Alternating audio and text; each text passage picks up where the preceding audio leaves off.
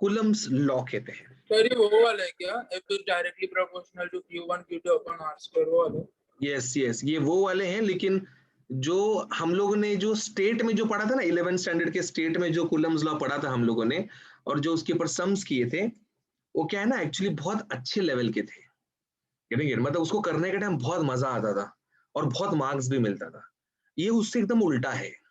Concept वही है, but जो लेवल ऑफ सम है वो बहुत सुपीरियर चला जाता है भाई साहब। तो थोड़ा सा अगर हम ध्यान दें इसके ऊपर और जरा बारीकियों से जरा इसके नजाकत को समझे, तो ये डेफिनेटली हमको बहुत अच्छा मार्क्स देके चला जाता है रे। एंड बहुत अच्छा मार्क्स मिलने के बाद तुम सच में इसमें काफी ज्यादा हैवी स्कोर कर सकते हो कंसिस्टेंटली। एंड ये वन टाइम टॉपिक है, one time topic. One time topic समझते हैं क्या? एक ही बार प्रिपेयर करना पड़ता है बच्चे को जिंदगी में, बार बार घुस घुस के देखना नहीं पड़ता है। एक बार कर लोगे तैयारी, सेट, लाइफ सेट। चलो, so let us start with Coulomb's law, man. Coulomb is the unit of charge, and the law is also based upon the force of interaction between like charges as well as unlike charges. According to Coulomb, the electric force exerted by one point charge on another point charge separated by some distance varies directly to the product of their charges and inversely to the square of distance separating the charges. If I put it in terms of equation, this is going to look like this. The diagram is like here. अब देखेंगे Q1 Q2 दो positive charges रखे हैं और Q1 Q2 दूसरे case में एक positive एक नेगेटिव है। दोनों को मैंने r डिस्टेंस से सेपरेट किया है एंड स्टेटमेंट के अनुसार जो मैथमेटिक्स मेरा बनता है वो है F is proportional to।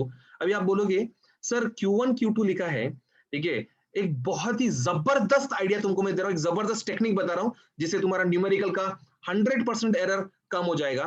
Coulomb's law में Q1 Q2 is magnitude, getting it? तो I prefer writing it as F is proportional to Q1 Q2 like this. Getting it? I prefer writing it like this. F is proportional to Q1 dot Q2 magnitude. मतलब क्या, Q का value अगर 4 है तो मैं 4 लिखेगा, Q का value अगर -4 है तो भी मैं 4 ही लिखेगा। समझा? तो ये F is proportional to Q1 Q2 हो गया and it is inversely proportional to the square of distance between them.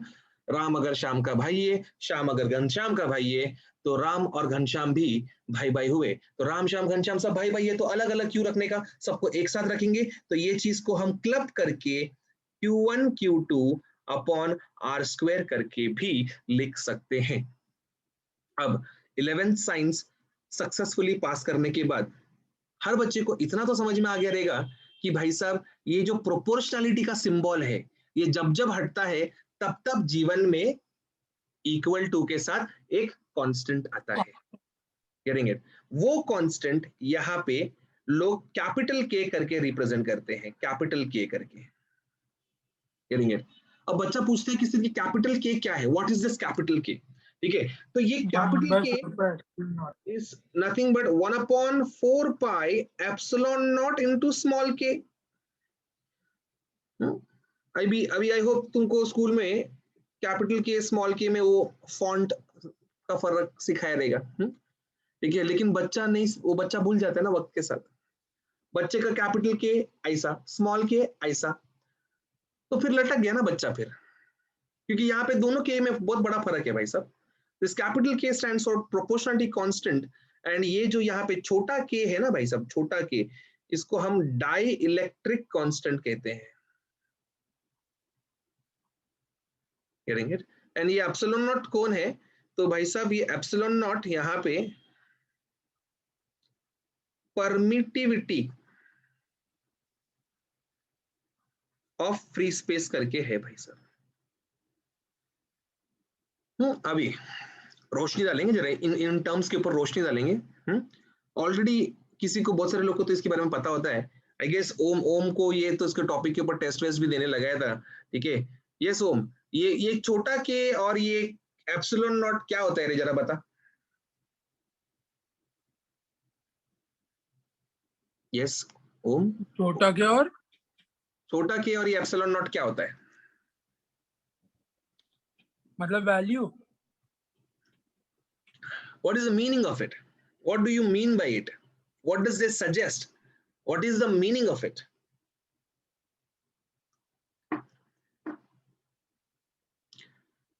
I definitely know silence is not the meaning of it. Yes, ओम, आप हिंदी में भी बोल सकते हैं। ओम, क्या आप मुझे सुन पा रहे हो? ओम, ओम, ओम,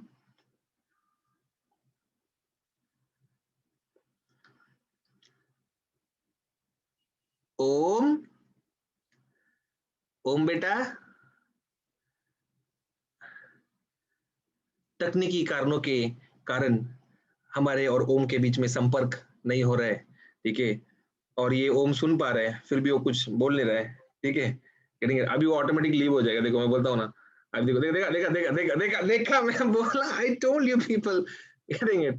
this happens only in physics, man. This can happen only in physics. Getting it? ठीक है, चलो जो भी है, जैसा भी है, getting it? अभी फोन, अभी ओम का फोन आया, okay, please guys hold on. Hello, हाँ क्या हो गया ओम? सर यहाँ पे नेट ही चला गया, लाइट चली गई। क्या बात कर रहे हैं? हाँ सर। ऐसे कैसे चला गया नेट? सर लाइट चली गई, अभी जनरेटर पे तो नेट नहीं चालू हो रहा। तो मोबाइल डेटा पे चालू करना। हाँ सर, ट्राई कर रहे हैं, अभी नेट नहीं है, एक तो देना बस। बाहर बाहर आ जा बेटा, बाहर आ जा, बहुत इंपॉर्टेंट टॉपिक है। तो सवाल पूछा मैं, परमिटिविटी डायलेक्ट्रिक, तभी भाग गया तू बराबर। नहीं सर, मैंने वीडियो भी निकाला पॉज हो गया। अरे रे, वीडियो क्या निकाल रहा है तू? फटाफट ज्वाइन कर वापस से। हाँ सर। जल्दी आ बेटा, जल्दी आ। हाँ सर। हाँ हाँ, I told you man, I told you. ठीक है, चलो, अभी जैसे एक एक करके बच्चे गायब होते रहेंगे, इसका मैं बता देता हूँ, है क्या नहीं? तो सडनली सबके घर पे नेट प्रॉब्लम आना शुरू होएगा, है क्या? मैं है क्या नहीं, है क्या नहीं पारस? सडनली आंखों में पेन होना शुरू होता है क्या नहीं? ऐसे ब्लू रे वगैरह ऐसे सब आंखों में गिरते हैं, क्या बोलते हैं? हाँ, ठीक है, वो लेंस कार्ट में मिलता है ना रे, आई ग्लासेस, क्या बोलते हैं उसको? वैभवी को मालूम रहेगा, वैभवी का चश्मा वैसी वाला है, क्या बोलते हैं उसको? वैभवी कंप्यूटर ग्लासेस, क्या बोलते हैं? ब्लू ब्लू कवर कुछ हाँ, तो बोलते हैं। ब्लू फिल्टर वाला, हाँ, ब्लू लाइट फिल्टर वाला ग्लासेस।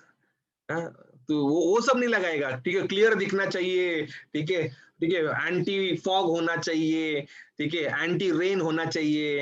अरे ब्लू लाइट, वो ये सब लेना, मेन जो काम का है वो तो डालता ही नहीं है। फिर बराबर बोलेगा सर आंख दुखता है, चुभता है मेरे को आंख में, ऐसा वैसा। हाँ, ये उम्र में ही ऐसा सब हो रहा है भाई साहब, क्या बोले अभी। ठीक है, चलो, अभी मैं गाइस इसका मतलब बताता हूँ आपको, इसका मतलब जरा समझ के लो। It's very important and very crucial. Jokes apart, but this topic is really quite nagging enough because ये सब टर्म्स बहुत अच्छे से समझ में आने चाहिए। तो फिर आवाज आ रही है? हाँ, आ रहे बेटा, आवाज आ रहा है, सब आ रहा है बेटा, प्रॉपरली हो रहा है एकदम सब। तो अभी गाइस मैं जो आपको बोल रहा हूँ, जरा समझिए उस बात को। के को हम डाइलेक्ट्रिक कांस्टेंट कहते हैं, ठीक है। अभी डाइलेक्ट्रिक कांस्टेंट वगैरह, चलो ये सब बात तो हमको समझ में आ चुका है। The thing is, the point I want to convey here is कि चार्ज का जो प्रॉपर्टी होता है, ठीक है। चार्ज कितने प्रकार के होते हैं गाइस, पहले मुझे बताओ, what are the different types of charges? 3 3 different types of charges. कौन से 3? Positive, negative, neutral. Positive, negative and neutral, ठीक है। और एक्चुअली में देखा जाए तो न्यूट्रल को ऐसा चार्ज नहीं बोल सकते अपन, बिकॉज इट डज नथिंग, ठीक है। तो सब ब्रॉडली देखेंगे तो चार्ज 2 ही प्रकार के होते हैं, एक होता है पॉजिटिव चार्ज और एक होता है नेगेटिव चार्ज, ठीक है। तो पॉजिटिव चार्ज में इलेक्ट्रिक लाइंस ऑफ फोर्सेस करके आपने को देखो बचपन में, आई गेस 10th स्टैंडर्ड में सिखाया था आपने को लाइंस ऑफ फोर्सेस के बारे में, याद है? ठीक है, 10वीं में सब 80% के ऊपर मार के बैठे, इधर सब 80 के ऊपर मार के बैठे। नहीं बोला ना, शर्म आ जाएगा बेटा, गेटिंग उधर ही कैमरा का लेंस टूट जाएगा बेटा, समझ रहे? सब 80 के ऊपर मार के बैठे। लाइंस ऑफ फोर्सेस टॉपिक अगर याद नहीं है तो फिर मैं कुछ नहीं मदद कर पाऊंगा। तो उस लाइंस ऑफ क्या था वो, lines of forces, electric lines of forces topic के अनुसार, वो टॉपिक का ये बहुत बड़ा मान्यता है कि भाई ये जो चार्जेस होते हैं ना, चार्जेस, अभी फॉर एग्जांपल एक पॉजिटिव चार्ज है, तो पॉजिटिव चार्ज से लाइंस ऑफ फोर्सेस हमेशा बाहर की तरफ निकलते हैं। Getting it? याद आ रहा है जैन, याद आ रहे? हाँ याद है, पॉजिटिव से नेगेटिव ट्रैवल होता है। It originates from the positive and terminates on the negative. मतलब नेगेटिव चार्ज में ये लाइंस ऑफ फोर्सेस ऐसे अंदर की तरफ जाते हुए आपको सदैव नजर आएंगे। समझा? अब अगर एक पॉजिटिव और एक नेगेटिव चार्ज को मैंने सामने सामने रख दिया गाइस, हाँ, बात पे गौर फरमाए गाइस, बात पे गौर फरमाए। अगर एक पॉजिटिव और एक नेगेटिव को मैंने ऐसे सामने रख दिया और एक पॉजिटिव को सामने रख दिया, तो what do you think guys, what do you think, क्या होगा? क्या होगा? नेगेटिव फोर्सेस इधर से ओरिजिनेट होके यहाँ पे टर्मिनेट होंगे, ओरिजिनेट होके टर्मिनेट होंगे, originate terminate, originate terminate, originate terminate, originate terminate, originate terminate, originate terminate, originate originate originate originate terminate. समझ रहे? ऐसे इमेजिन कर पा रहे क्या ये सब? हाँ, और अगर एक पॉजिटिव साथ में रहेगा तो क्या होएगा? Originate repulsion, originate repulsion, repulsion, touch हो गया। ऐसे क्यों इतना तकलीफ लेके बनाया ये मैंने डायग्राम? क्या क्या मतलब है? समझ आ रहा था? नहीं, रूल है बेटा, रूल है, रूल है। क्या क्या रूल है भाई, क्या रूल है? दो लाइंस ऑफ फोर्सेस एक दूसरे को कभी टच नहीं कर सकते। Getting it? No touching, no touching, only seeing from far away. Getting it? You can see it very clearly. Two lines of forces never meet, and the point or the area where the lines of forces are crowded, that particular point or area is high in terms of strength, and the point where they are scattered, the place or the region where they're scattered, the strength is very low. ऐसा ही एक same analogy, ऐसा ही एक same analogy magnets में भी देखने को मिलता है। पॉजिटिव की जगह पे नॉर्थ पोल और नेगेटिव की जगह पे साउथ पोल रख दो तो मैग्नेट भी कुछ इस तरीके से बिहेव करता है। दुनिया गोल है भाई साहब, एनालॉजी है, बहुत सारी चीजों के बीच में एनालॉजी है। ग्रेविटेशन चैप्टर में जब हम पढ़ेंगे तो इलेक्ट्रोस्टैटिक्स, मैग्नेटिज्म और ग्रेविटेशन, इनमें काफी जबरदस्त एनालॉजी है, जिसकी वजह से फॉर्मूला याद रखने में एक बहुत जबरदस्त तेज याददाश्त की, मतलब बोलते हैं ना, जबरदस्त यूज होता है। हमको एक साथ डेजावू होता है, डेजावू, बच्चे को डेजावू होता है कि ये किधर तो देखा है, अरे ये किधर तो पढ़ा है। Getting it? सच्चाई ये रहता है कि ये सब तीनों टॉपिक मिले हुए एक दूसरे के साथ में। चलिए, तो जरा प्री रिक्वेस्टेड नॉलेज हमने ले लिया। अब इस नॉलेज के बेसिस पे, on the basis of this knowledge we are going to understand this thing, permittivity term. Permittivity English, हाँ इंग्लिश समझते हैं सबको। परमिटिविटी मतलब क्या? परमिट करना, समझ रहे? परमिट करना, क्या परमिट करना? किसको परमिट करना? किसी को आने जाने के लिए परमिट करना? नहीं। एक चार्ज किससे परमिशन मांगेगा? एक चार्ज मीडियम से परमिशन मांगेगा। किससे परमिशन मांगेगा? किससे परमिशन मांगेगा? मीडियम से। समझा? रिपीट करने का, उधर उधर अकेले में रिपीट करने का, समझा? उधर बिना अनम्यूट करके भी रिपीट किया चलेगा, ठीक है? घर वालों को भी लगेगा ना कि भाई बच्चा पढ़ रहा है, अपना पढ़ रहा है, क्योंकि बच्चे को, घर वालों को तो लगता है बच्चे के तो मजे चल रहे हैं। घर वालों को क्या मालूम कि जिंदगी में इलेक्ट्रोस्टैटिक्स टॉपिक चालू हो गया है, ठीक है? एक चार्ज ने पूरी जिंदगी बर्बाद करके रख दी है, समझे? तो जरा रिपीट करने का अच्छा लगेगा, तुमको भी अच्छा लगेगा, तुमको भी ऐसा फीलिंग आएगा लेक्चर के बाद कि आज अपन कुछ बोले रे, ठीक है? आज अपन ने पार्टिसिपेट किया लेक्चर में, फीलिंग आएगा थोड़ा, गेटिंग इट? नेगेटिविटी भी कम होएगा। तो व्हाट, क्या रिपीट करने बोला मैंने? कि मैं भूल गया, भाई को बोलो, अनम्यूट करके बोलो, क्या बोल रहा था मैं?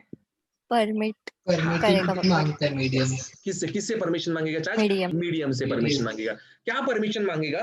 वो बोलेगा कि मेरे पास इनफाइनाइट लाइंस ऑफ फोर्सेस है, गेटिंग इट? मेरे पास इनफाइनाइट लाइंस ऑफ फोर्सेस है, आप कितना अलाउ करोगे, ये वो परमिशन मांगेगा। Getting it? बट मीडियम फिर बोलता था कि मैं 6 का परमिशन दूंगा, मैं 8 का परमिशन दूंगा, मैं 9 का परमिशन दूंगा, मैं 50 का परमिशन दूंगा। तो अलग अलग मीडियम का अलग अलग परमिटिविटी होता है। लेकिन थोड़ा सा ना, अभी मैं आपको जरा एक बात बताना चाहता हूँ कि दुनिया में 2 टाइप के लोग रहते हैं, 2 टाइप के।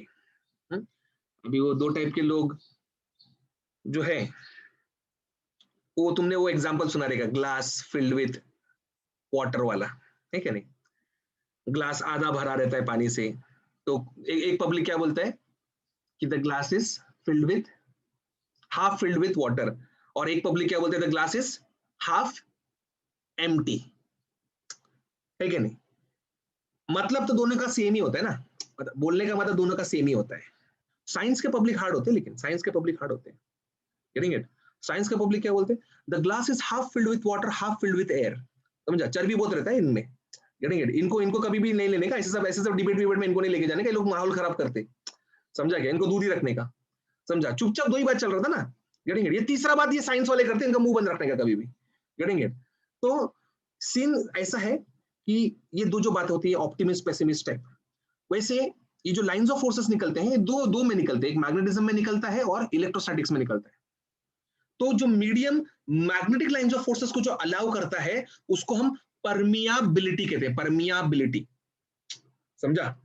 ग्रीक ग्रीक इंस्पायर्ड नाम है, मेरे को मत देखो ऐसे वाकड़ा देखना मुंह मत करो मेरे को देख के, ये मैंने नाम नहीं रखा है, ये मेरे बच्चे नहीं है कि मैंने इनका नाम रख दिया ऐसे वाकड़ा देखना। ये ग्रीस वालों ने रखा है, वो जो साइंटिस्ट उधर के लोग उन्होंने नाम रखा है। समझा? इंडिया इंडिया में रहता ना तो कालू पपलू चंपू ऐसे सब नाम रहता था। Getting it? व्हाट इज के? सर के इज कालू, सर के is Kalu. What is is इलू, सर इलू। समझा? ऐसे सब नाम होता। अभी अभी तुम्हारा में से कोई साइंटिस्ट बनेगा तो फिर ऐसे सब हम लोग नाम रख पाएंगे, अदरवाइज फिर तुम्हारा भी तुम देखो ना ऐसे सब होने वाला है फिर भाई साहब। तो सिंपल बात है कि मैग्नेटिज्म में कितना मीडियम कितना लाइंस ऑफ फोर्सेस को अलाउ कर रहा है, ये समझता है हमको। Getting it? On the other and इधर इलेक्ट्रोस्टैटिक्स में मीडियम कितना अलाउ नहीं करेगा। Getting it? वो बोलता है कि मैं 1.5 lakh lines of forces allow नहीं करूंगा, तेरे पास 2 लाख है, मैं 1.5 लाख अलाउ नहीं करूंगा। मतलब इन शॉर्ट क्या बोल रहा है वो, 50,000 अलाउ करूंगा। लेकिन वो क्या बोलेगा, वो हमेशा कितना रिजेक्ट करने वाले बताएगा।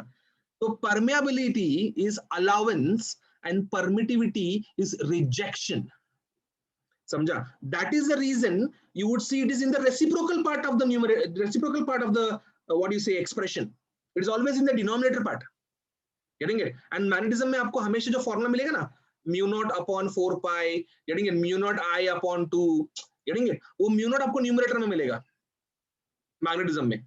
समझ रहे हैं? क्यों? वो अलाउंस है ना, मल्टीप्लाई करेगा तो अलाउंस मिल जाएगा देखो टोटल। ये रिजेक्शन है तो तेरे को डिवाइड करना पड़ेगा। नहीं नहीं समझ में रहा, अभी भी नहीं समझ में आ रहा है।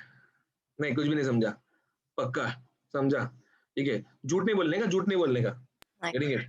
झूठ बोलेगा श्राप दूंगा, मैं श्राप दे दूंगा। जो भी बच्चा झूठ बोल रहा है, ठीक है, ये सब एग्जैक्टली सेम एग्जाम में आएगा, डिट्टो एग्जाम में आएगा, लेकिन बच्चे को नहीं आएगा भाई साहब, उस बच्चे को नहीं आएगा जिसने भी झूठ बोला है। तो एकदम ईमानदारी से डाउट है तो पूछो भाई, इसमें अभी क्या भी पूछो। पक्का 100% क्लियर है? हाँ ठीक है। अब हम सबके जीवन में हम लोग कभी ना कभी एक बार 5 स्टार होटल जाते हैं भाई साहब। Getting it? और जब हम लोग 5 स्टार होटल में जाते तो एक 5 स्टार होटल अपना रेफरेंस बन जाता है, रेफरेंस। एंड हम तमाम होटल्स को उस 5 स्टार होटल के साथ में कंपेयर करते हैं। Getting it? For example, if I have been to Taj Mahal Palace, Mumbai, and I suddenly go to Hyatt, Mumbai, then I say, नहीं यार ये इतना खास नहीं, तो ताज में मतलब ग्रैंड एंट्री था, मजे आते थे, ऐसे जबरदस्त, ऐसा माहौल अलग होता था, ऐसे फूलों की पंखुड़ियां होती हैं, ऐसे अलग होता है। Getting it? Then if I go to, let's say, then again I go to, let's say, JW Marriott चला गया मैं, ठीक है, या सेंट रेगिस चला गया, I always compare it with Taj because Taj is my reference. Getting it? And suddenly मैं चला गया ले मेरिडियन, और भाई ये तो बहुत भारी, ताज कुछ भी नहीं, ताज कुछ भी नहीं इसके सामने, ताज कुछ भी नहीं। Getting it? Means what? I'm expressing the strength or beautification of something in comparison with Taj. Because Taj is my reference. Getting it? ऐसे इस दुनिया में बहुत सारे मीडियम है भाई साहब, बहुत सारे मीडियम है, बट उन बहुत सारे मीडियम में हमारा ताज कौन है? एयर, हवा। हवा इज हमारा ताज। Getting it? देन हवा के साथ में I compare water, I compare kerosene, I compare many mediums man. Getting it? बहुत सारे मीडियम्स को मैं कंपेयर करता हूं इन अकॉर्डेंस विथ हवा। तो basically if I compare permittivity of any medium to the permittivity of air, then that particular thing is called as relative permittivity. Getting it? It is called as relative permittivity. And Mumbai, Maharashtra में relative permittivity को small k से represent किया जाता है। Getting it? And इस small k को एक और नाम है डाइइलेक्ट्रिक कांस्टेंट। अब डाइइलेक्ट्रिक ये शब्द कहां से आया? डाइइलेक्ट्रिक ये शब्द क्यों आया? क्योंकि आप देखेंगे दो मीडियम का, दो इलेक्ट्रिक मीडियम का कंपैरिजन हो रहा है वहां पे, ठीक है? एयर और कोई तो मीडियम का कंपैरिजन हो रहा है वहां पे, ठीक है? तो I can say this epsilon can be written as epsilon medium, ठीक है? If I say the medium itself is air, तो ये epsilon naught upon epsilon naught क्या आएगा? क्या आएगा? वैल्यू क्या आएगा? रेशियो का वैल्यू क्या आएगा? 1 आएगा। 1 मतलब डाइइलेक्ट्रिक कांस्टेंट फॉर एयर कितना है रे? 1 है। 1 समझ में आया? Dielectric constant for air is 1। बहुत सारे बच्चे आज एम्स में डॉक्टर बन गए, गेटिंग इट? हॉस्पिटल डाल के बैठ गए, बट उनको ये नहीं मालूम है कि डाइइलेक्ट्रिक कांस्टेंट ऑफ एयर 1 क्यों है। Getting it? एक बहुत बड़ा झुंड है जिनको ये बात पता नहीं है, एंड बहुत ही कम क्राउड है, बहुत ही ऐसा छोटू सा क्राउड है, कम्युनिटी है, जिनको ये के का वैल्यू 1 क्यों है वो पता चलता है, उनको पता होता है। कॉन्ग्रेचुलेशंस, आप उस क्राउड में शामिल हो चुके हो। Getting it? गर्व लगेगा थोड़ा सा आपको, लेकिन याद रखना के का वैल्यू सिर्फ एयर के लिए 1 होता है, एयर के लिए, समझा? बाकी सब के लिए अलग अलग है, समझा? क्लियर? तो अब ये k का वैल्यू जब मैं सब्स्टिट्यूट करूंगा इधर पे f के इधर, तो जो मेरे को फॉर्मूला मिलेगा ना भाई, ठीक है, दैट वुड बी मेरा कूलम्स लॉ का formula, which is F is equals to 1 upon 4 pi epsilon naught K into Q1 Q2 upon R का square. I hope Coulomb's law आपके दिमाग में बैंग तरीके से घुस चुका है, पक्का? हाँ, ठीक है। चलो अभी इसका जरा लिखावट करना है आपको अच्छे से। एंड k का value for metals is infinity, and the epsilon naught का value is also very famous, ठीक है? We can also write down epsilon naught का वैल्यू, ठीक है? किधर गया ये? जरा मेरे को जरा साफ करने तो, बहुत गर्दी हो गया इधर। हाँ, ये f is equals to 1 upon 4 pi epsilon naught k Q1 Q2 upon R square में, ये जो एप्सिलॉन नॉट है ना भाई साहब, epsilon naught permittivity of free space, ये मेजरमेंट चैप्टर के टाइम पे बैठ कराते बच्चे को, गेटिंग इट? जबरदस्ती बैठ कराते उसको एप्सिलॉन नॉट का वैल्यू। याद है किसी को? 8.84 into 10 raised to 9 minus into 10 raised to minus 12. देख कुछ आज ओम तू अलग ही बोल रहा है आज, कुछ अलग ही बता रहे, आज सब अलग अलग बता रहे तू। It is 8.85 into 10 to the power minus कितना रह जाए? माइनस कितने? 12। हाँ, -12। भाई बबी यूनिट क्या है इसका? Unit newton square by coulomb, newton metre square by coulomb square है ना? कूलम स्क्वायर पर न्यूटन मीटर स्क्वायर है वो। उल्टा पुल्टा कर रहे सब आज, क्या हो गए? मेरे को तो समझ में नहीं आ रहे। आम बोल रहे, जाम सुन रहे तुमको। Epsilon not 8.85 into 10 to the power -12 and जो तू चिल्ला रहा था ना ओम बेटा, हाँ वो ये है बेटा, 1/4πε0 का वैल्यू चिल्ला रहे थे आप, 9 × 10⁹ और इसका यूनिट न्यूटन मीटर स्क्वायर पर कूलम स्क्वायर है। ठीक है, तो आपने को क्या ना, मतलब बच्चे के साथ दो बार गड़बड़ होता है, जब उसको कुछ नहीं आता है और जब उसको बहुत कुछ आता है। Getting it? तो ये जब बहुत कुछ आता है ना, ऐसे सब कारनामे होते हैं उसके साथ में, जरा संभालिए जरा इस सब पॉइंट्स को।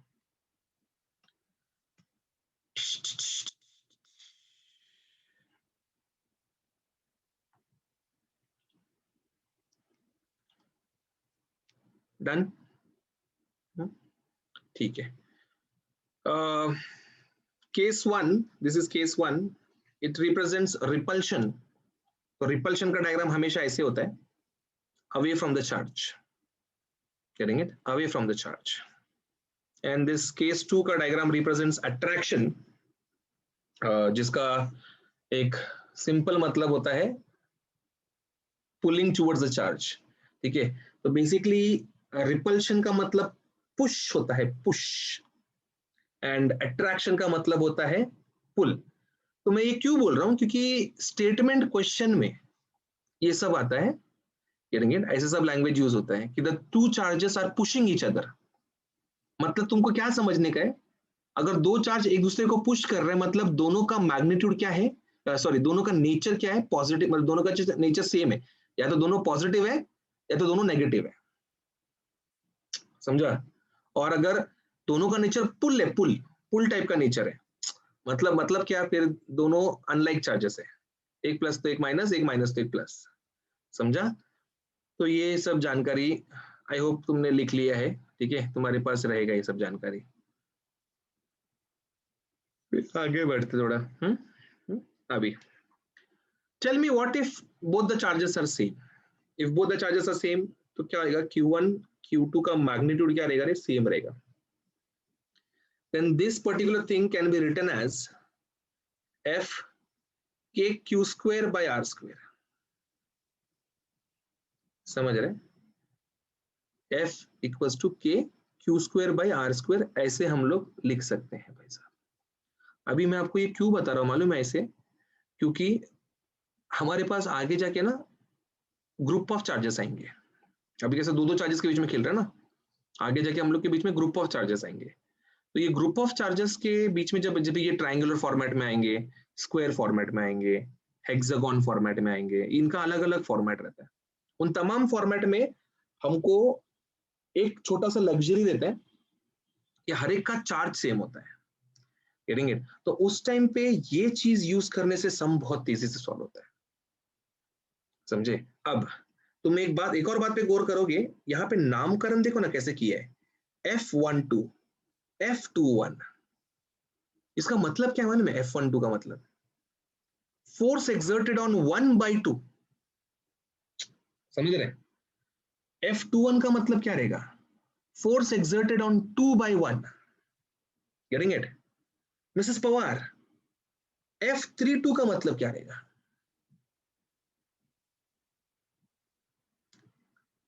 बोल रहे, बोल, अरे अनम्यूट अनम्यूट करके बोलना पड़ेगा, ऐसे कैसे?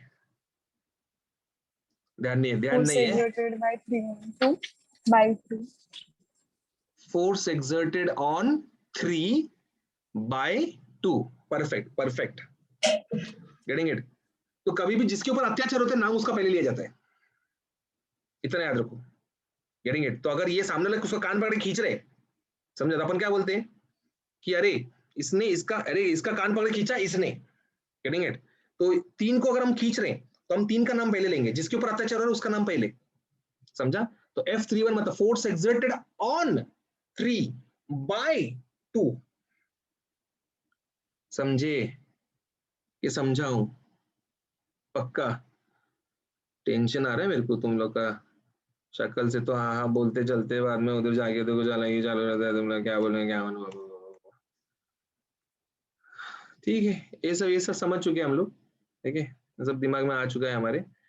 ओके, तो अभी ऑब्वियसली मतलब सिंपल से एग्जाम्पल है, बहुत ही सिंपल से एग्जाम्पल है, ठीक है, कि suppose f of any medium, ठीक है, ध्यान से देखो, अभी ध्यान से देखो, एकदम ध्यान से देखो, f of any medium is nothing but के वे क्या लिख रहे हैं 1/4πε0 small k q square upon r square. Let the both charge be same. Then F for air कितना रहेगा air उन्हीं चार्ज का F for air क्या रहेगा 4πε0 k का value 1 q square by r square. ठीक है, इन दोनों को कंपेयर कर, क्या समझेगा अपने को? F medium is F air upon k. समझा? मतलब क्या, अगर तेरे को किसी भी दो चार्जेस के बीच में का फोर्स ऑफ अट्रैक्शन या रिपल्शन पता है हवा में, तो उसको पानी में लेके गया तो कितना फोर्स ऑफ अट्रैक्शन होएगा, गेटिंग इट? कितना फोर्स ऑफ रिपल्शन होएगा ये भी हम ढूंढ सकते हैं. समझा? क्लियर? फॉर एग्जांपल पारस, अगर मैं तेरे को पूछ रहा हूं कि एयर में 160 न्यूटन का फोर्स है, 160 न्यूटन का, और पानी में लेके चला गया तो कितना होएगा फोर्स? कितना होएगा? F air is 160. पानी में लेके गया तो कितना होएगा बेटा? बोल बेटा, बोल बेटा, बोल बेटा. जयन, if you can help. 160 था ना, 160 अपॉन डाइलेक्ट्रिक कांस्टेंट होगा. हाँ, तो कितना होएगा बेटा? What would be F medium का value? Tell me the value.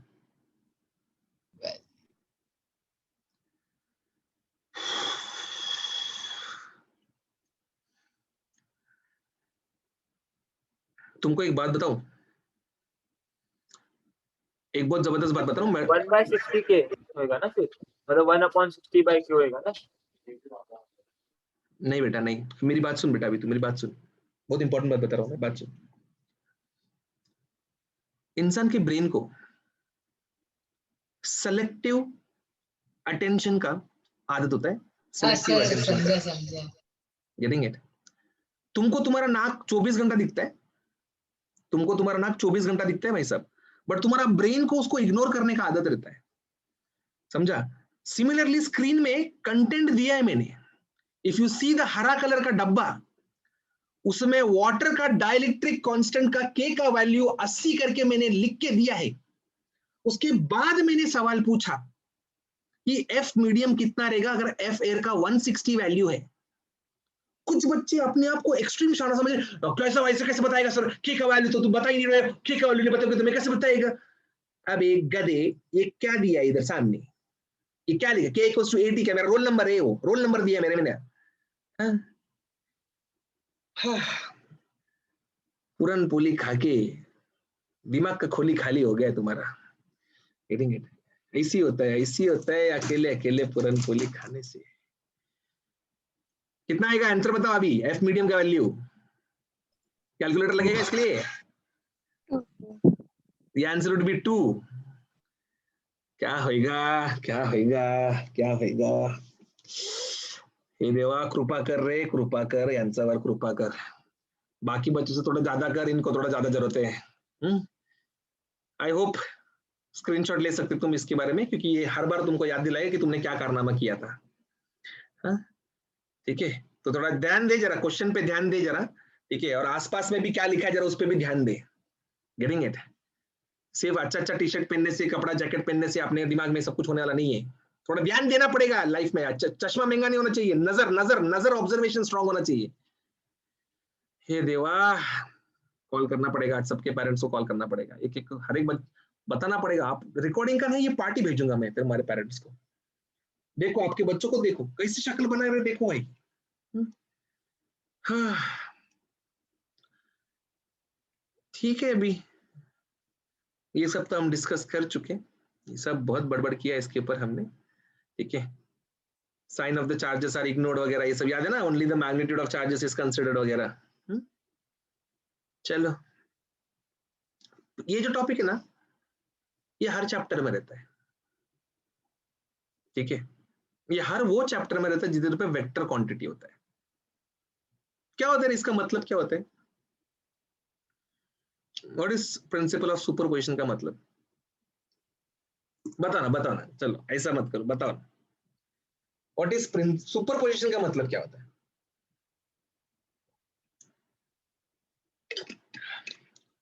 Sir to हाँ, चार्जेस के बीच में लोकेट करने का रहता है ना पॉइंट, टू चार्ज के बीच में, तो फिर उसको सुपर क्यों बोला, सुपरपोजिशन? और वो इक्विलिब्रियम में चाहिए, राइट? मतलब उसके चार्जेस जीरो आना चाहिए। नहीं ना रे, तू जो भी बोल रही है ना, मजा आ रहा है सुनने को, बहुत मजा आ रहा है, गेटिंग इट, बहुत मजा आ रहा है, लेकिन वो राइट नहीं है, समझ रहे? तेरे को बोलने टाइम भी बहुत बहुत भारी फील होता रहेगा, ऐसा ऐसा चार्जेस सर, फील, इक्विलिब्रियम, ऐसे सब शब्द वापर, लेकिन it is not reference to the context, getting it? तो प्रिंसिपल ऑफ सुपरपोजिशन, ये इस चीज का मतलब एकदम सिंपल भाषा में अगर मैं आपको बताऊं, तो प्रिंसिपल ऑफ सुपरपोजिशन का मतलब होता है जब बहुत सारे चार्जेस साथ में है, उनका कंबाइन इफेक्ट क्या रहेगा। That is the simple meaning of principal of superposition, getting it? बहुत सारी चीजों का एक single combine effect. Yes Jain, क्या बोल रहे हैं? रिजल्टेंट जो होगा वेक्टर एडिशन होगा ना? हाँ, बराबर बराबर बेटा, बराबर। अभी अभी आपका अंदर का जो अंतरात्मा है वो जाग रहा है अभी धीरे धीरे, गेटिंग इट? वो वेव्स के टर्म पे पता था, चार्जेस में क्या बोलना समझा नहीं। ठीक है ना, अभी क्या, अभी चल ठीक है, अभी मान लिया तेरा बात, चल तू भी क्या याद रखेगा, मान लिया। वो बेसिकली गाइस यही है इसका मतलब कि भाई प्रिंसिपल ऑफ सुपरपोजिशन क्या बोलता है कि अगर अभी तुमने देखा ना, F इज इक्वल्स टू, अभी F एक वन चार्ज था और एक टू चार्ज था, तो F21 F12, this is the resultant force acting on a particular charge. But if there is one single charge in the middle and there are many charges in the surrounding, ये भी इसके ऊपर force exert कर रहा है, ये भी कर रहा है, ये भी कर रहा है, ये भी कर रहा है, ये भी कर रहा है, तो रिजल्टेंट क्या, what would be the resultant? The resultant force would be the vector addition of individual forces. मतलब इन तमाम फोर्सेस को, इन तमाम चार्जेस को हमको कंसिडर करना पड़ेगा, और इन तमाम चार्जेस को कंसिडर करने के बाद जो वैल्यू आउटपुट निकलेगा, यानी जो रिजल्टेंट निकलेगा, दैट वुड बी हमारा सो कॉल्ड एफ रिजल्टेंट। समझे? चलो अभी इसको इंग्लिश में बताता हूं आपको, statement properly. According to the superposition principle, the forces, the total force on a given charge is nothing but vector sum of individual forces exerted by each of the charge.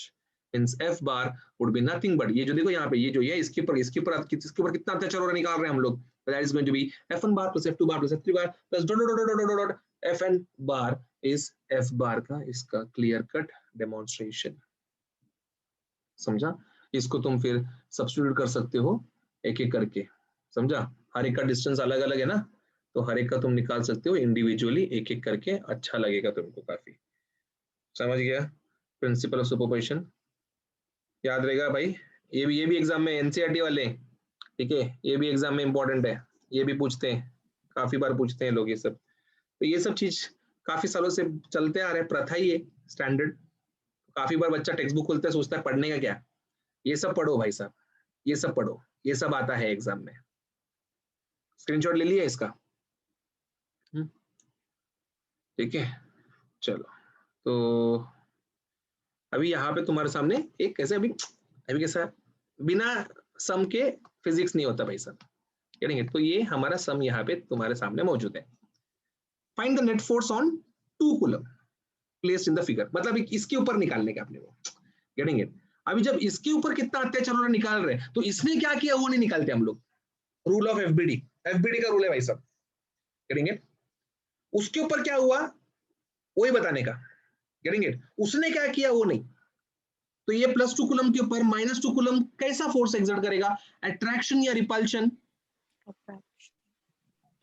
है क्या? नहीं, attraction होगा। Attraction मतलब कैसा बोला था मैंने? It would pull, okay. तो ये फोर्स एक्सर्टेड बाय -2 कूलम है। फिर उसके बाद इधर पे दूसरा भाई साहब, दूसरा भाई साहब 4 कूलम क्या करेगा? Push.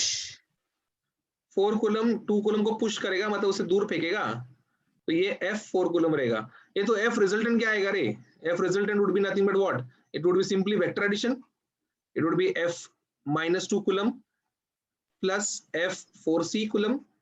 Okay, when I would taking the magnitude, it would be simply Fr is equals to F minus 2C plus F 4C.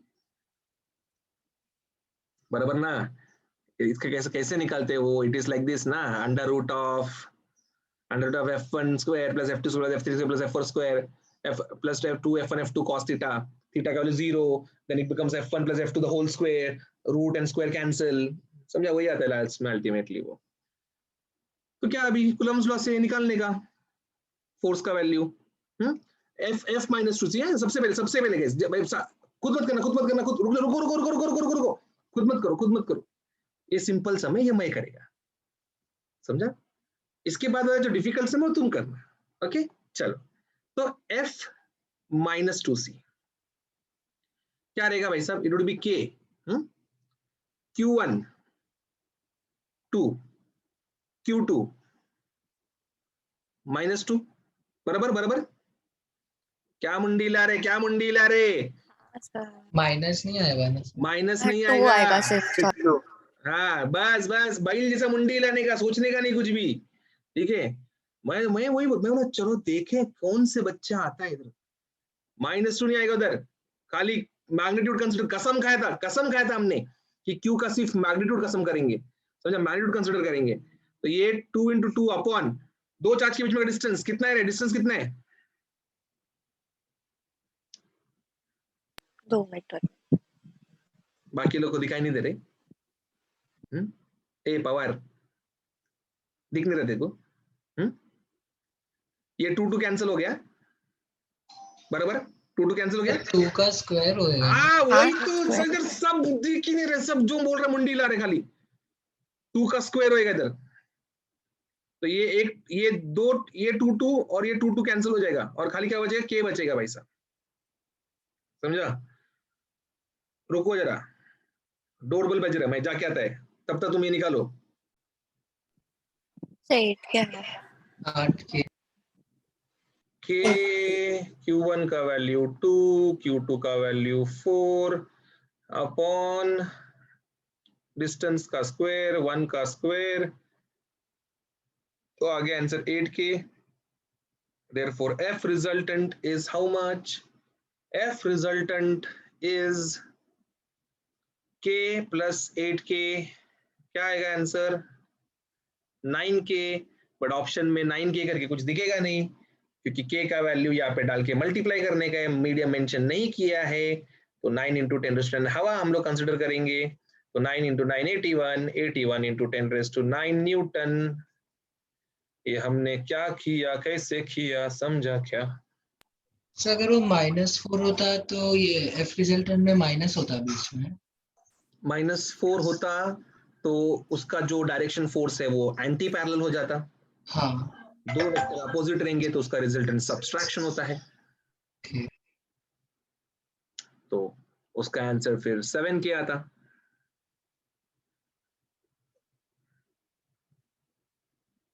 Done. हाँ सर. चलो फिर अगले प्रश्न की तरफ बढ़ता हूं. ये पल्ले पड़ गया सबके.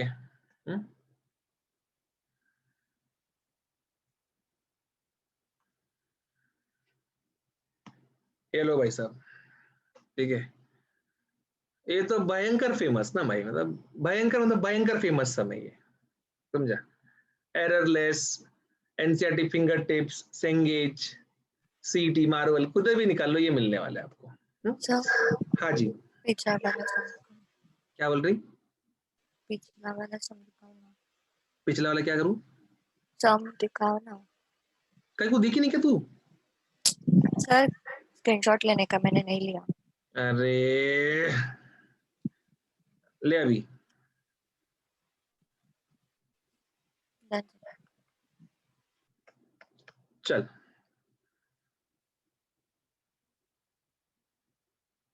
आया जो find the net force on 2 coulomb. तो किसके ऊपर अत्याचार होने वाला है? 2 कूलम के ऊपर. एफबीडी किसका बनेगा? 2 कूलम का. समझा? जिसके ऊपर अत्याचार हुआ उसका एफबीडी बनेगा. ठीक है. तो 2 कूलम का एफबीडी बनेगा. 2 कूलम ने क्या किया ये हम लोग ध्यान नहीं रखेंगे, 2 कूलम के ऊपर क्या हुआ इसका हम ध्यान रखेंगे। तो क्या होएगा ये 4 का क्या होएगा रे, पहले बताओ, ये 4 कूलम और ये 2 कूलम क्या होएगा? पुश करेगा। पुश करेगा, मतलब ऐसा ना, getting it, it always pushes along the axis joining them. ये डायलॉग याद रखना, the pull and push would be always along the line joining the two center of the charges। समझा? तो दो सेंटर को ज्वाइन करने वाला जो ये लाइन है, इसी लाइन के अनुसार वो काम करेगा, समझे?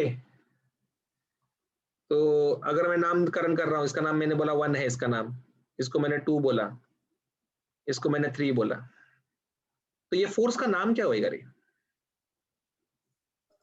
2 3 ये देखिए अलग ही बोला इसने, सीधा F 1 3 1 3 सीधा 2 3 बोला। मेरे को अभी इतना बुरा लग रहा है ना, अभी क्या बोलूं मैं। हा? मैंने बोला था जिसका अत्याचार होएगा उसका नाम पहले रहेगा, फिर उसके बाद किसने अत्याचार किया उसका नाम रहेगा, तो ये F13 नाम होएगा उसका।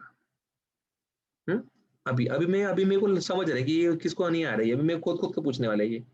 अभी मैं पूछेगा पारस को, ए पारस, ये 4 कॉलम, इधर का 4 कॉलम भी क्या करेगा, उसके ऊपर फोर्स एक्सर्ट करेगा ना, क्या नाम रहेगा उसका? 2 3 2 2 4 2 4 2 4 2 4 2 4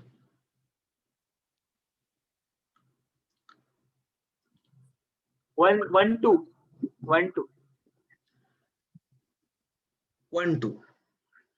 मैं जानना चाहूंगा कि 2 4 कौन है रे, कहां से आया 2 4? फोर्थ चार्ज कौन है? हाँ?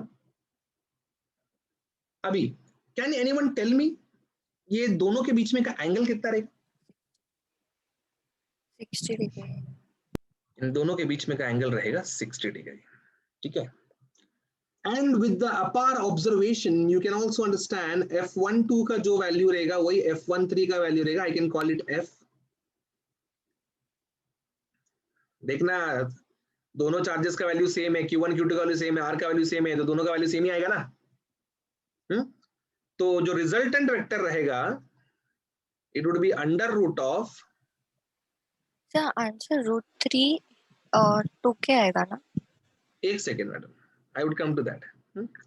तो जो रिजल्टेंट रहेगा वो क्या रहेगा, वो ऐसे F12 का स्क्वायर प्लस F13 का square plus 2F12 F13 cos theta, ठीक है।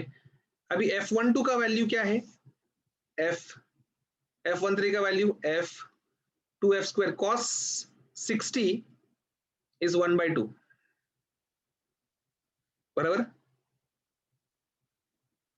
बराबर ना रे, cos 60 इज 1/2 ना, हाँ 1/2 है। तो ये 2 2 कट हो जाएगा, तो F2 under root 3F square that is √3F।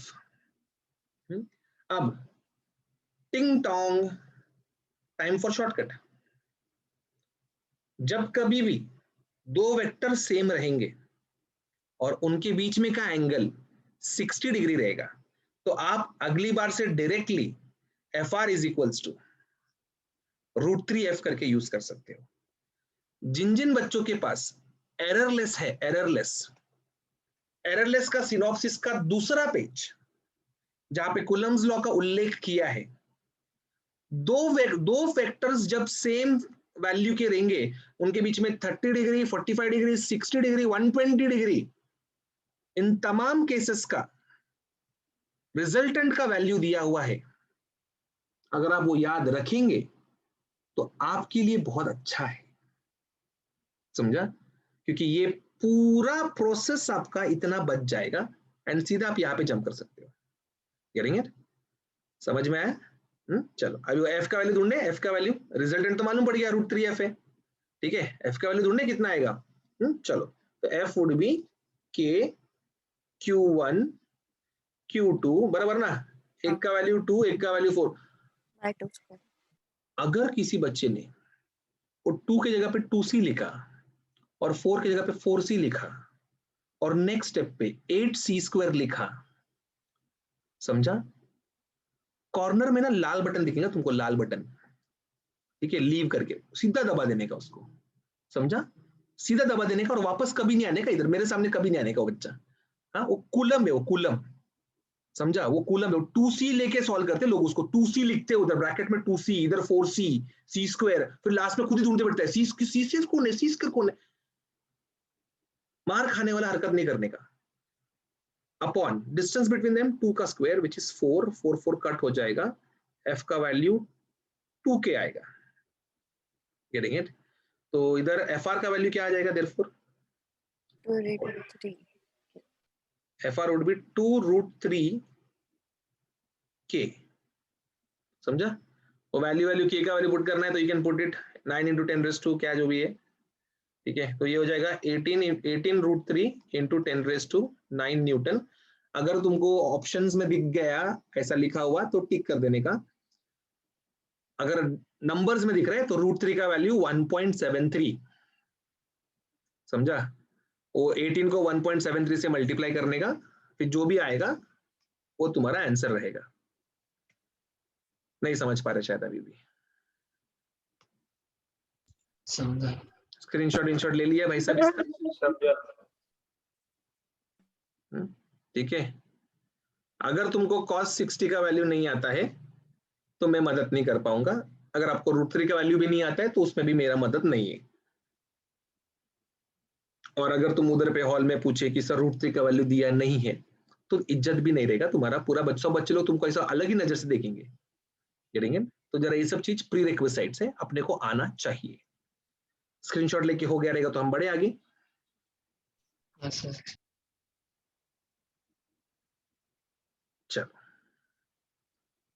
धीरे धीरे स्टेप बाय स्टेप, समझा? एक साथ मैंने डिफिकल्ट सम दिया क्या? नहीं, पहले चुपचाप 2 चार्ज था, फिर 3 किया, अब 4, समझा? होमवर्क में 5 और 6 दूंगा, ठीक है? अभी इधर पे find the net force on 2 coulomb charge placed in the figure. अभी क्लियरली दिख रहा है कि 2 कूलम एक ही है, समझा? कुछ बच्चे चिल्लाते हैं सर ये भी 2 है, ये भी 2 है। अरे नहीं है वो 2, वो -2 है, समझा? तो इसके ऊपर अत्याचार हो रहा है, इसके ऊपर हम एफबीडी बनाएंगे, ठीक है? तो सबसे पहले क्या करने का? नामकरण विधि, ठीक है? तो इसको मैंने नाम दिया 1, इसका नाम 2, इसका नाम 3, इसका नाम 4। अब भले तुम कितने भी स्मार्ट हो, एक टाइम पे 2 फोर्स को लेके सॉल्व करने का, समझा? एक टाइम पे 2 फोर्स को लेके सॉल्व करने का। तुम बोलेगा मैं एक साथ 3 करेगा, सॉल्व होएगा, जो आंसर आएगा वो भी मिलेगा, मार्क्स -1, समझा? स्टंट नहीं मारने का इधर पे, चुपचाप स्टेप बाय स्टेप करने का। तो पहला चार्ज 2 का बताओ, चार्ज 2 का फोर्स कैसा आएगा? कैसा है वो, नेचर कैसा है? नेगेटिव। पुश रहेगा कि पुल रहेगा, उतना बताओ। पुल। पुल। पुल रहेगा, ठीक है? उसका नाम क्या रहेगा, फोर्स का नाम क्या रहेगा? 1 2 समझा? फोर्स का नाम रहेगा F12, ठीक है? वेक्टर रहेगा वो। फिर उसके बाद फोर्थ चार्ज का बताओ कैसा रहेगा, फोर्थ चार्ज का? पुल रहेगा ना वो भी, पुल रहेगा। समझा? ऐसे बनेगा, इसका नाम क्या रहेगा? F14, ठीक है? फिर उसके बाद तीसरा जो है, तीसरा, ठीक है? तीसरा क्या क्या रहेगा? पुश रहेगा, पुश, समझा? लेकिन वो पुश along the axis रहेगा, like this। और इसका नाम क्या रहेगा? 1 3, समझा? पहले हमने फोर्स बना दिया। अब इधर से हमको क्लियर कट समझ में आ रहा है कि ये F12 और F14 दोनों का सेम वैल्यू रहने वाला है। Getting it? क्यों? क्योंकि वो 2 कूलम और -2 कूलम के बीच में का चार्ज है ना, है क्या नहीं? फोर्स है। तो इनका जो रिजल्टेंट आएगा F14 और F12 का जो रिजल्टेंट आएगा वो कुछ इस तरीके से आएगा, है क्या नहीं? F क्या नाम दे उसको? एफ छोटा आर, छोटा रिजल्टेंट, समझा? And that F R would be very clear cut √2 times of F. अभी कैसे आया? जैसा इसके पहले √3 एफ आया था वैसे इधर √2 एफ आएगा, क्योंकि 90 डिग्री है ना, ठीक है? तो 90 डिग्री रहेगा तो क्या होता है, it is under root of F square plus F square 2f square, तो ऐसे सब बना के अल्टीमेटली √2 एफ बाहर आता है, ठीक है? अब F R is equals to √2 F आया, एफ का वैल्यू निकाल लेते हैं अपन सुमड़ी में, ठीक है? इधर ही निकाल लेते हैं, √2 into it is going to be k 2 upon 2, okay? 2 cut, F R का वैल्यू है 2√2 k, समझा? 2√2 k आया। फिर जो नेट रिजल्टेंट है ना, नेट रिजल्टेंट, जो रिजल्टेंट है नेट, जो नेट वैल्यू हमको चाहिए, it would B actually F R minus F13, anti parallel vectors ना, गेटिंग इट? तो उसके लिए मेरे को F13 भी ढूंढना पड़ेगा पहले। सर एफ स्मॉल आर ढूंढा, उसमें डिस्टेंस 2 कैसे आया? मतलब ओके 2 into 2 Square के ना? अपॉन अभी ये 2 कूलम और -2 कूलम के बीच में डिस्टेंस 2 ही है ना? अच्छा, डायगोनल वेक्टर का ढूंढ रहे हैं ना? नहीं, ये 2 स्क्वायर आएगा इधर, सॉरी, समझा? 2 स्क्वायर आएगा उधर, क्योंकि डिस्टेंस बिटवीन द टू, अबे स्क्वायर है ना, तो हर एक के बीच में 2 मीटर का डिस्टेंस है ना, हाँ समझा? तो वो 2 कट हो जाएगा, ये इधर का भी 2 और इधर का भी 2 कट हो जाएगा एक साथ, तो अल्टीमेटली √2 के बचेगा खाली। हाँ, तू कुछ अलग ही पूछ रहा था शायद से। मैं यही पूछा था कि √2 कैसे मिला, जो 2 आएगा फिर स्क्वायर होकर। हाँ, अभी समझा। हाँ ठीक है, वैभवी को नहीं समझा शायद से, कंफ्यूज हो गई वैभवी। बोलना वैभवी, क्या बोल रही थी, किधर कंफ्यूजन हो रहा है? सर एक बार फिर से बताना। हाँ, मैं एफ आर, ये एफ कौन है पता है क्या तुमको? एफ F12 का वैल्यू है और F14 का वैल्यू है, गेटिंग इट? F12 ये 1 और 2 के बीच में का फोर्स है, तो 1 और 2 के बीच में का फोर्स कैसे निकालेगा मैं? K Q1 Q2 upon R square, मतलब उनके बीच में का डिस्टेंस का स्क्वायर, उनके बीच में का डिस्टेंस क्या रहेगा? 2 मीटर ही रहेगा ना, तो 2 मीटर का स्क्वायर 4, तो ये 2 कट, समझा? अभी भी नहीं समझा? समझा। समझा? तो ऐसे हम लोगों ने ढूंढा ये एफ का वैल्यू, तो इधर मेरे को सर, एफ आर मिल गया। हाँ, क्या बोल रही है? एफ आर इधर से ले, मतलब F14 और F12 का रिजल्टेंट है ना वो? हाँ, हाँ। तो according to the law of parallelogram यही ऐसे ही आएगा ना वो, इसलिए तो नेचर बनाया ना पहले, वरना हमको समझता कैसे कि वो अंदर की तरफ आने वाला है। तो F13 में अभी इधर तो और मजा आएगा, इधर और मजा आने वाला है इस। हाँ, इधर जरा बताओ कैसे करने का अभी इसमें। अभी F13 में K Q1 क्या रहेगा 2, दूसरा क्या रहेगा 4 upon, what is the distance between them?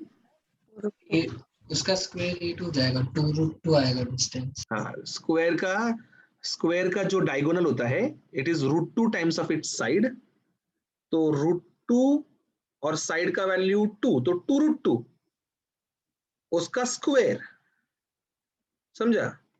तो ये हो जाएगा 8K अपॉन 2√2 का स्क्वायर, 4 into 2 8, समझा?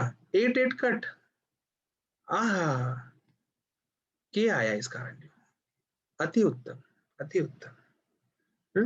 अभी क्या माइनस करने का ना खाली, तो ये √2K minus K means √2 minus 1K, that is 9 into 10⁹, समझा? एकदम सिंपल करना है। तुम बोलोगे नहीं मैं एकदम मैं क्या, कौन है वो मैथमेटिशियन, CV रमन है, मैं पूरा सॉल्व करता है, करना तू।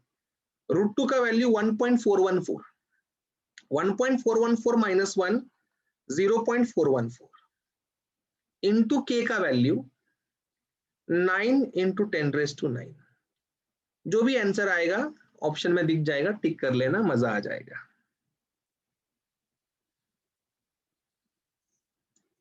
डायग्राम सहित नोट करके रखें।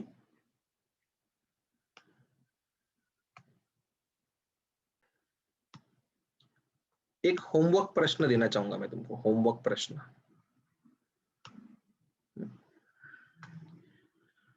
ये देखो तुम्हारे सामने एक प्रश्न है, ये अभी हमने ऐसा वाला क्वेश्चन टाइप 1 में किया था कि ऐसा एक आता है, touch touch touch touch touch touch touch touch करता है और भाग जाता है क्या नहीं? फिर फाइनली उनका क्या चार्ज होता है वो हम लोगों को निकालना रहता है। सामने क्वेश्चन दिख रहा है तुमको सब? Two identical conducting spheres 1 and 2 carry equal amount of charge and are fixed apart at a certain distance larger than their diameters. The spheres repel each other with an electrical force of 88 millinewton. A third identical sphere 3 having an insulating handle and initially uncharged matlab 0 coulomb, is touched first to the sphere 1 and then to the sphere 2 and finally removed. Now what is the force between sphere 1 and sphere 2? तो ये अकेले कर पाएंगे? नहीं sir. Try करो। नहीं, जो नहीं बोले ना उसको 4 बार करना पड़ेगा ये सम अभी। Getting it? बहुत सिंपल क्वेश्चन है, मैं आपको डायग्राम भी दिखाता हूँ, इसका अप्रोच भी दिखा देता हूँ, बता भी देता हूँ, तुम खुद से सॉल्व करना। लेकिन इसको सिचुएशन पहले ऐसा है, 2 स्पीयर है, ठीक है, दिख रहा है? स्पीयर 1 स्पीयर 2, दोनों के बीच में r डिस्टेंस है, ठीक है। अब दोनों के बीच में जो फोर्स ऑफ रिपल्शन है वो है 88 मिली न्यूटन का, ये फिक्स्ड फोर्स है 88 मिली न्यूटन का। अब एक तीसरा स्पीयर आया इंसुलेटिंग हैंडल के साथ। इंसुलेटिंग हैंडल का क्या मतलब है कि तुम पकड़ के उसको टच करोगे, तुम्हारे तक चार्ज नहीं आएगा, वो चार्ज वो तीसरे स्पीयर में ही रहने वाला है। अगर वो कंडक्टिंग हैंडल होता तो वो डिस्चार्ज होके, अर्थिंग होके पूरा चार्ज 0 हो जाता। समझा? ये शब्द का वो महत्व है, करेंगे। तो अब ये तीसरा चार्ज जो मैंने बोला, जो तीसरा स्पीयर है, वो देखो ना ऐसे यहाँ पे आ रहे, किधर गया वो? हाँ अभी आएगा, देखो किधर गया। हाँ दिख रहा है, ऐसा टच हुआ, फिर उसको टच हुआ, फिर वो भाग गया। समझ रहे? समझा गया? आया, पहले 1 के साथ टच किया, फिर गया, 2 के साथ टच किया, फिर भाग गया। अब सवाल ये है कि अब इसके ऊपर कुछ तो Q1 डैश चार्ज रहेगा, इसके ऊपर कुछ तो Q2 डैश चार्ज रहेगा। तो सवाल इनका ये है कि अब इनके बीच में जो फोर्स ऑफ रिपल्शन है वो क्या रहेगा? वो क्या रहेगा, ये सवाल है। तो कैसे करेंगे, कैसे करेंगे भाई साहब? सबसे पहला ये जो इधर दिया है 88 मिली न्यूटन, ये किसको रिप्रेजेंट कर रहा है? इट रिप्रेजेंट्स के क्यू ना, तो K Q square by R square को रिप्रेजेंट कर रहा है ये। मतलब कहीं पे भी मुझे K Q square by R square दिखा उधर मैं क्या लिखेगा? 88 लिखूंगा मैं वहां पे, ये याद रखना, उधर पे मैं 88 लिखूंगा। अब जब इधर से एक स्पीयर ने आके इसको टच किया, तो ये 0 और ये Q, लास्ट लेक्चर में क्या सिखाया था? जब कभी भी टचिंग होएगा, कब तक होएगा टचिंग? जब तक दोनों सेम नहीं हो जाते, है क्या नहीं? मतलब क्या, इसका एवरेज निकालना पड़ेगा ना। तो 0 + Q/2, ये भी Q/2 हो जाएगा और ये भी Q/2 हो जाएगा, ठीक है। फिर ये Q/2 इधर से जाके इसको टच किया, ये Q है, ये Q/2 है, ठीक है। अब इनका क्या निकलेगा रे? एवरेज। हाँ बता ना, वो एवरेज मेरे को भी एवरेज निकलेगा। तो Q + Q/2/2, that would be, yeah, very good, that would be 3Q/4। समझा? तो ये 3Q/4 Q डबल डैश का वैल्यू है और Q डैश का वैल्यू Q/2 है।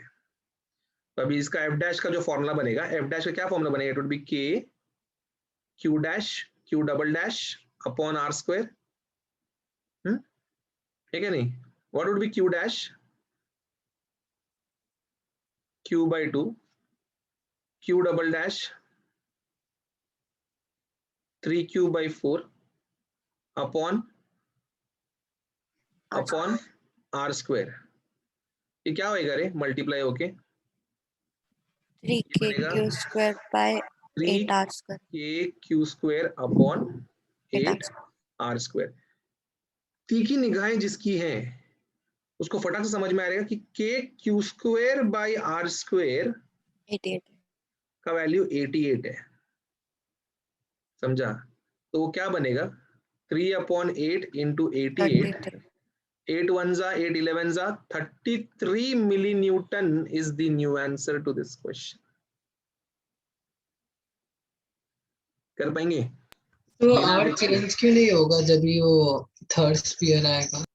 क्योंकि क्वेश्चन में क्लियरली बोला है कि वो आके टच करके गया, क्वेश्चन में किधर भी नहीं बोला हिला के गया है। कौन सा चार्ज आएगा तो हिलेगा ना चार्ज, तो ऐसे सब क्यों, ऐसे जरूरी थोड़ी है। अभी जैसे कि तू आया, तेरे बिल्डिंग से तू टकराया, एक कार आया तेरे बिल्डिंग से टकराया, बिल्डिंग हिल जाता है क्या तेरा? डोंबिवली से खड़क पड़ा चला गया क्या? हाँ, क्यों ऐसा ठोका तो जाना चाहिए ना भाई साहब, करेंगे। तो ऐसे जब तक वो लोग बोलते नहीं, ठीक है, तब तक ऐसे सब शब्द यूज करने का नहीं। और पहली बात, इंग्लिश आना चाहिए तो अपने को फिजिक्स आता है, करेंगे। इधर देख, इधर देख, शब्द पढ़, पढ़ा इंग्लिश में पढ़ा, fixed apart, getting it, at a certain distance larger than, वो फिक्स है उधर, समझ रहे हैं, वो उधर ही फिक्स है और दूसरा आके टच करके गया, समझा? उसको हिलाने का ताकत नहीं था उसमें। तो ऐसे सब ध्यान रखने का थोड़ा, क्लियर? और अगर डिस्टेंस वगैरह बदली होता है तो वो लोग खुद ही देते हैं हमको हमेशा। ओके फाइन, चलो इतना